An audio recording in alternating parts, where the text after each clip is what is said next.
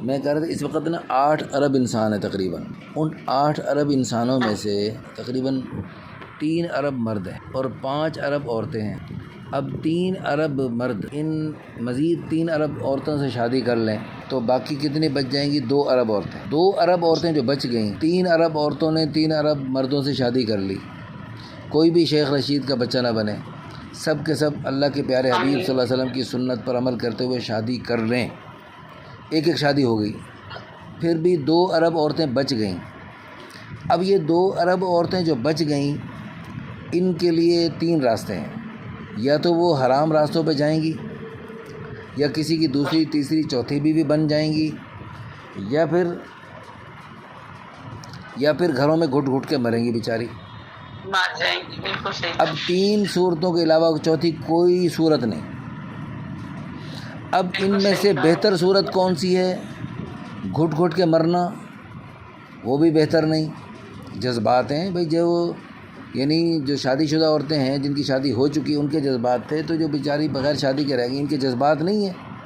جیسے بھوک لگتی ہے ہر مرد عورت کو، پیاس لگتی ہے ہر مرد عورت کو، اسی طرح نکاح کی ضرورت بھی اللہ نے ہر مرد عورت میں رکھی ہے. اچھا جی، تو گھٹ گھٹ کے مرنا بھی عقل کے خلاف، اور اور حرام راستوں پہ جانا تو بالکل ہی غیر مناسب، بے وقوفی، دنیا آخرت کی بربادی کا نتیجہ ہے. دوسری تیسری چوتھی بیوی بن جانا یہی وہ راستہ ہے جو اللہ نے قرآن میں بتایا، اللہ کے نبی صلی اللہ علیہ وسلم نے ارشادات کی روشنی میں بتایا، اور پوری دنیا کے مسلمان اب تک اس کو کر رہے ہیں. لیکن ہمارے ہندو پاک کے مسلمان جو ہندوؤں کے ساتھ بہت عرصہ رہے، ہندوانہ جراثیم کی وجہ سے ان کو یہ اللہ رسول کا بتایا ہوا راستہ، دکھایا ہوا راستہ سمجھ ہی نہیں آ رہا، اور وہ کروڑوں عورتیں ہمارے پاکستان کی غلط راستوں پہ چلنے پہ مجبور ہو کر ہیں جی، شیطان کے بہکاوے میں آ کر چوکوں میں چوراہوں میں آئی کھڑی. آپ کے بیان میں تھوڑا سا اضافہ کرنا چاہتی ہوں کہ اللہ تعالیٰ توفیق دے، اللہ تعالیٰ سب کو دین کی سمجھ عطا فرمائے، سب مسلمانوں کو، پورے انسانوں کو. آمین. یہ انسانوں کے بارے میں آپ نے سوچا تو صرف نکاح کرنا کافی نہیں ہے، بلکہ اس کو نبھانا بھی ہوتا ہے. ہاں بالکل بالکل، نکاح کریں، اس کو نبھائیں. ہوتی ہے دیکھیں، عورت کے ہاتھ میں اللہ تعالیٰ نے طلاق کا اختیار اسی لیے نہیں رکھا نا کہ وہ لڑائی میں اکثر کہہ دیتی ہے مجھے فارغ کر دیا، مجھے چھوڑ دیا، تو پھر وہ اس سے میں کہتی ہے تو مرد جو ہے تمل مزاج ہوتا ہے، وہ وجہ دیکھتا ہے کہ بھائی کس وجہ سے، میری وجہ سے پریشان ہوئی ہے یا کیا ہوا ہے، اس کی اطلاقی کر کے پھر سے، کیونکہ کتنی دفعہ گھروں میں اس طرح کے واقعات بزرگ نبھاتے ہیں. ابھی تو بزرگ ہی ساتھ نہیں ہوتے، لوگوں کے ساتھ نہیں ہوتے، تو لوگ بہت زیادہ جذباتی ہو رہے ہیں. کہ کبھی میں نے اتنے دیندار لوگوں کو بھی دیکھا ہے کہ ان کی شادیاں بھی جلدی جلدی ختم ہو جاتی ہیں، وہ جوش و خروش سے کرتے ہیں اور پھر تھوڑا سا طلاق میں جلد بازی کر دیتے ہیں. بالکل بالکل صحیح، طلاق میں جلد بازی نہیں کرنا چاہیے. ہاں، بلکہ طلاق کے تو لفظ کو اپنے زبان پہ نہیں لانا چاہیے. اور اگلے دن عرب حضرات آئے ہوئے تھے، وہ آپس میں بات کر رہے تھے کہ نوجوان لڑکوں کو، لڑکیوں کو فقہ الزواج یعنی شادی کے بارے میں جو قرآن و حدیث کی روشنی میں معلومات ہیں وہ سب دینی چاہیے. اور جیسے شادی سے پہلے وہ بعض لوگ جو ہے وہ اپنے حکیموں کے پاس جاتے ہیں، کوئی شادی کورس لیتے پھرتے ہوتے ہیں بے وقوف، اسی طرح انہیں علماء اور فقہاء اور مفتیان کرام کے پاس جا کر شادی کورس یعنی علمی اعتبار سے بھی ہونا چاہیے کہ شادی کر کے بیوی کے ساتھ کیسے حسن سلوک کے ساتھ رہنا ہے. اور بیوی لڑکیوں کو بھی کورس کروانا چاہیے کہ لڑکیاں جو ہے وہ شادی کے بعد اپنے مردوں کے ساتھ کس خوبصورتی کے ساتھ رہیں گی اور اپنے سسرال میں کس انداز سے رہیں گی تاکہ ان کی شادی اللہ کرے خانہ آبادی بنے، شادی خانہ بربادی نہ بنے. مثالی شادی بنے تاکہ لوگوں کو خوف محسوس نہ ہو، خوف محسوس نہ ہونا کہ یہ 2 شادیوں میں کیسے گزارا ہوگا. اتنا اچھا گزارا کرنا چاہیے، بالکل اچھے طریقے سے. اور بہت اچھی ہمارے لیے بہت خوشی کی بات ہے یہ جو آپ کی ماشاءاللہ بیٹی ہے، اس کی جو سوکن بہن ہے وہ خود استقبال کے لیے آپ کے گھر میں تشریف لائیں ہیں جی. اور آپ کی بیٹی تیاریاں کر رہی ہیں ماشاءاللہ، تیاریاں کر رہی ہیں. کیا کہہ رہی ہیں؟ تیاریاں بھی کر رہی ہیں ماشاءاللہ. تیاریاں کر رہی ہیں. اچھا، بات ہو رہی ہے آپ کی ان سے؟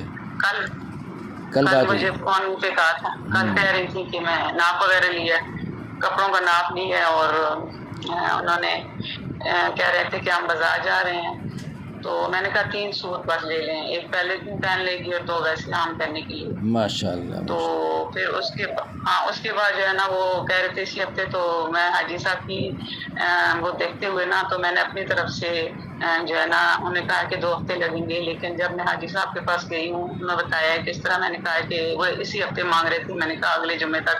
تو پھر انہوں نے کہا کہ کیوں اس طرح کہا ہے، میں نے ان کو مہینہ سے کہا ہوا مہینہ 1.5 لگے گا. میں نے کہا نہیں، دیکھیں ہم نے تیاری مکمل کر لی ہے، ہماری ہو گئی ہے، بس تھوڑی سی رہ گئی ہے. اس حساب سے میں نے کہا ہے تو آپ اللہ کے لیے جو ہے نا اتنے دیر نہ کریں. پھر بچوں نے بھی سمجھایا، لیکن خاموش ہو گئے ہیں، ابھی خاموش ہیں. تو کہتے ہیں میں خود ان کے ابو سے بات کروں. چلیں ہمارے دل سے دعا ہے اللہ پاک آسانی کے ساتھ، بلکہ میری تو یہ چاہت بھرپور ہے محرم کے اندر ہی ہو جائے، محرم کے اندر لوگ اس کو، نہ ہو سکا تو سفر میں شروع میں ہو جائے. یہ بھی دعا کریں کہ سفر میں بھی لوگ نہیں کرتے. ہاں محرم میں بھی نہیں کرتے، سفر میں نہیں کرتے. ہم نے بدعت کو توڑنا ہے. ام حبیبہ رضی اللہ عنہ، حضور صلی اللہ علیہ وسلم کی زوجہ مطہرہ، ان کے والد ابو سفیان رضی اللہ عنہ، ہاں جی، وہ سمجھتے نا اس مہینے کو منحوس سمجھتے. ہاں بری بات ہے. اللہ معاف کرے. ابو سفیان کے انتقال پر شاید حضرت ام حبیبہ رضی اللہ عنہ نے کیا کیا تھا، یعنی 3 دن سوگ منایا، اور اس کے بعد جو ہے نا خوشبو سب اسپیشل منگوا کے لگائی، اور فرمایا کہ مجھے اس وقت خوشبو کی ضرورت حاجت نہیں تھی، لیکن میں نے اس لیے منگوائی اور خوشبو لگائی ہے کہ صرف شوہر کی عدت میں 4 مہینے 10 دن کے لیے سوگ منانے کی اجازت ہے، باقی کسی کے لیے سوگ 3 دن سے زیادہ نہیں ہوتا. تو اس لیے میں اس سوگ کو ختم کرنا، ظاہر کرنا چاہتی ہوں. تو اسی طرح یعنی محرم میں جو سوگ چل رہا ہے وہ صدیوں پہلے کا، وہ آج تک چل رہا ہے. یہ مسلسل سوگ تو اسلام میں ہے ہی نہیں. پھر اگر سوگ زیادہ ہی منانا ہے تو حضور صلی اللہ علیہ وسلم کا سوگ مناؤ، پھر تمام اللہ کے پیاروں کا سوگ مناؤ. اور اللہ کے سارے پیارے جو ہے مختلف مہینوں میں اور مختلف دنوں میں اللہ کے پاس گئے ہیں، اور کتنی خطرناک شہادتیں ہوئی ہیں، اور بڑی ان کو مشقتوں میں رکھا گیا. ان سب کے پھر سوگ مناؤ. پھر تو کوئی دن ایسا نہیں کہ جس میں سوگ نہ منایا جائے، پھر تو ہر دن سوگ ہو جائے. تو یہ شریعت ان چیزوں کی اجازت بالکل نہیں دیتی. مسلسل سوگ اسلام میں ہے ہی نہیں. وہ بیان وہ آپ نے اپنی بچی کی جو ہے نا مجھے تلاوت نہیں بھیجی. ہاں میں اپنی بیٹی کی تلاوت بھیجوں گا انشاءاللہ. بالکل ٹھیک ہے، میں حاضر ہوں انشاءاللہ. ابھی جو ہے نا میرا تھوڑا کام ہے، تو بس دعاؤں کی درخواست ہے آپ سے. اللہ پاک خوش رکھے. اللہ پاک آپ کی بیٹی کو، ہماری بہن کو، مجھے بہت خوشی ہو رہی ہے. مجھے دراصل میں نے اتنے سالوں سے آپ کی بیٹی کا رشتہ میرے سامنے تھا. میں نے آپ کو کبھی بھی کسی رشتے پر، حالانکہ اتنے رشتے میرے پاس ہزاروں ہوتے ہیں، کبھی بھی کسی رشتے پر میں نے کوئی اصرار نہیں کیا، بلکہ ہلکا پھلکا کوئی ایک آدھ دکھایا ہو بس، لیکن نہیں. لیکن یہ رشتہ میں کیوں مصر ہوں؟ میں اس بندے کے ساتھ، وہ بندے کا پتہ لگتا ہے راہ پہ یا واہ پہ، اس بندے کے ساتھ مجھے راہ بھی پڑا ہے اور واہ بھی پڑا ہے. اس کے ساتھ میں اس کی گاڑی میں اسلام آباد اور مختلف جگہوں میں گیا ہوں.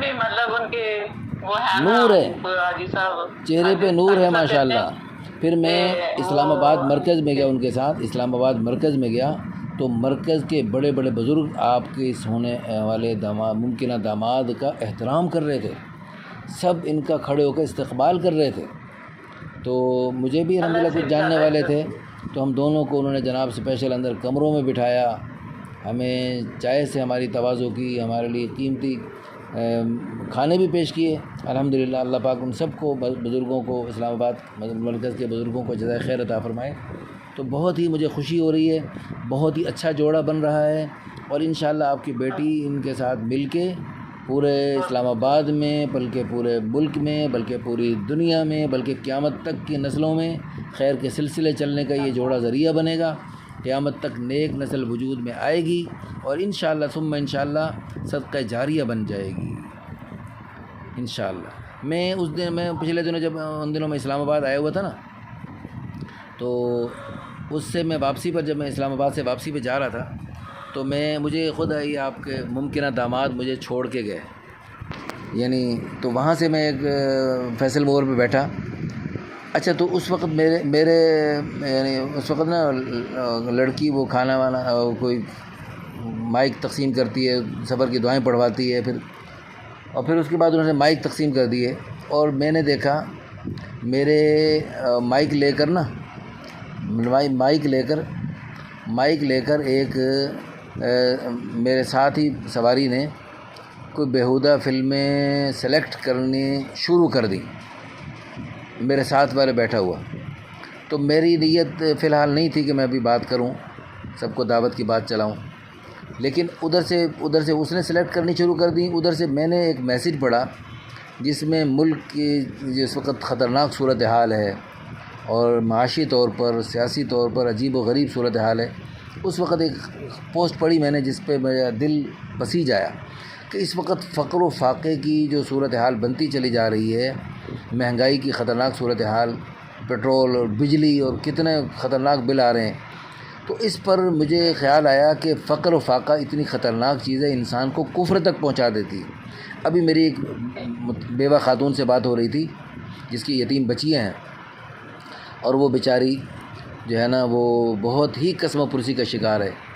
بہت ہی، مجھے تو اتنے فون آتے ہیں اور اتنے خطرناک صورتحال گھروں کی آتی ہے میرے پاس. ابھی ایک بندہ ہے میرے پاس میرے ادارے میں، اور اس نے ایک چٹ بنا رکھی تھی اور بل اٹھائے ہوئے تھے اپنے، اور جو ہے نا وہ اپنے مکان کے کرائے اور بلوں کی وجہ سے پریشان تھا، اور وہ شریف آدمی لگ رہا تھا، کاروباری لگ رہا تھا، لیکن کہہ رہے میں چھپ کے میں نے کہا یہ تحریر لکھی تھی کہ میں پریشان ہوں، میری مدد کرو. تو بیچارہ زبان سے مانگنے کی بھی اس میں وہ نہیں تھی. تو میں نے پوچھا یہ بیوی نے لکھ کے دی تحریر تجھے؟ کہتا نہیں، میری بیوی کو تو پتہ بھی نہیں کہ میں یہ بھیک مانگ رہا ہوں اس وقت میں، ہے جی، مجبوراً. تو فقر و فاقہ اتنی خطرناک چیز ہے کہ انسان کو کفر تک پہنچا دیتا ہے. بھیک مانگنا، جسم فروشی کرنا، رشوت لینا، ڈاکے ڈالنا، یہ تو چھوٹی چیز ہے. کفر تک پہنچ جانا کتنی خطرناک چیز ہے. تو فقر و فاقے اور غربت کی وجہ سے لوگ یہاں تک پہنچ جاتے ہیں. تو میرے دل میں ایک عجیب درد پیدا ہوا، اور میں نے اسی درد کے ساتھ کھڑے ہو کے میں نے الحمدللہ پھر تقریر کی پوری بس میں.